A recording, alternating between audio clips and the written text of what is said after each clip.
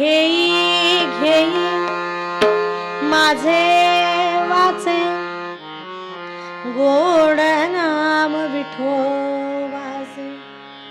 महाराज म्हणाले, हे वाणी, हे रसन, हे जिव्हे, अगं तुझ्या आयुष्याचा वेळ निरर्थक बडबड करून वाया घालवण्यापेक्षा जेव्हा वेळ मिळेल, जेव्हा संधी मिळेल, तेव्हा लगेच सुरू करायचं श्रीराम जय राम जय जय राम. बघा बरं, वाणी नुसती गोड असून सुद्धा चालणार नाही बरं का.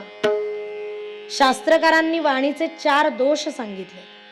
हे 4 दोष आपण काढून टाकायचे, मग वाणी शुद्ध होते, सुसंस्कृत होते. कवी सांगतात, पारुष्यम अनृतंचैव पैशून्यंचापि सर्वशः असंबद्ध प्रलापस्य वाचिकस्याम चतुर्विधम. सगळ्यात पहिला पारुष्यम म्हणजे कठोर बोलणे. आपण म्हणतो बघा, तुझे शब्द मला आर पार लागलेत, हृदयाला भोक पडली आहेत तुझ्या बोलण्यामुळे. काही लोक कठोर बोलतात, आपण म्हणतो बघा लागतं, जिव्हारी लागलं. तर कठोर बोलणे हा झाला वाणीचा पहिला दोष. अनृतंचैव म्हणजे खोटं बोलणे, तेव्हा खोटं बोलणे हा झाला वाणीचा दुसरा दोष. पैशून्यन म्हणजे वाणीच्या ठिकाणी खालच्या दर्जाचे विचार असणे हा झाला तिसरा दोष.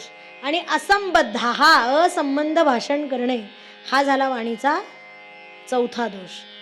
मग हे 4 दोष काढून टाकले की मग वाणी शुद्ध होते.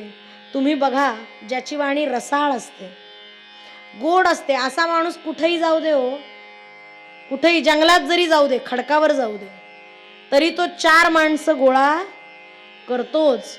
या वाणीमुळे आपलं जीवन सफल होतं. आमचे ज्ञानेश्वर महाराज या वाणीबद्दल बोलताना फार छान लिहितात. महाराज म्हणाले, वाणी कशी असावी?